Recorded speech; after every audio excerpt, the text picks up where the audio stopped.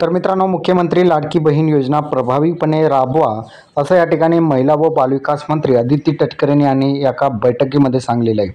मुख्यमंत्री माझी लाडकी बहीण योजना प्रभावीपणे राबवण्यासाठी स्थानिक लोकप्रतिनिधी, तहसीलदार, तलाठी, पर्यवेक्षिका, वार्ड अधिकारी या घटकाकडून प्रभावीपणे काम करून घ्यावे अशा सूचना महिला व बालविकास मंत्री अदिती तटकरे यांनी दिलेल्या आहे। मुख्यमंत्री माझी लाडकी बहीण योजना प्रभावीपणे राबवण्यासंदर्भात आज मंत्रालयात मंत्री कुमारी तटकरे यांच्या अध्यक्षतेखाली बैठक झाली। या बैठकीत महिला व बालविकास विभागाचे सचिव डॉक्टर अनुप कुमार यादव आणि आयुक्त कैलास पवार यासुद्धा या ठिकाणी उपस्थित होते।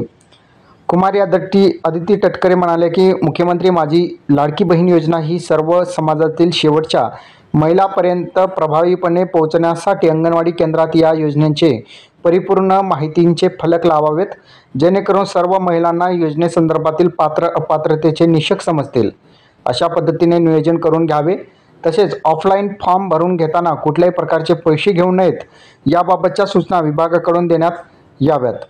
तालुका गाव पातळीवरही प्रत्येक अंगणवाडी सेविकांचा व्हॉट्सअप ग्रुप तयार करून त्या ग्रुपवर या योजनेची सविस्तर माहिती द्यावी।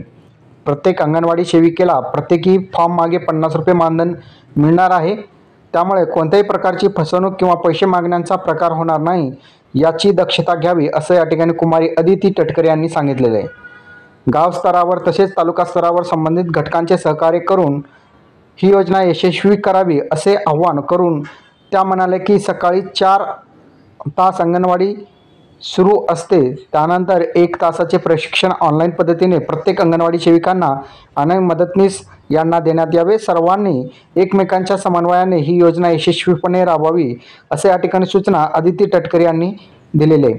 तर अशा प्रकारे बघितलं तर अदिती तटकरे यांनी जे आहेत ही योजना प्रभावीपणे राबवण्यासाठी एक बैठक घेतली आणि त्या बैठकीमध्ये महत्त्वपूर्ण यांनी सूचना दिलेल्या आहेत। हा व्हिडिओ तुम्हाला कसा वाटला कमेंटमध्ये सांगायचा विसरू नका। चॅनलवर नवीन असाल चॅनलला सबस्क्राईब करा। इथे सामने जय हिंद जय महाराष्ट्र।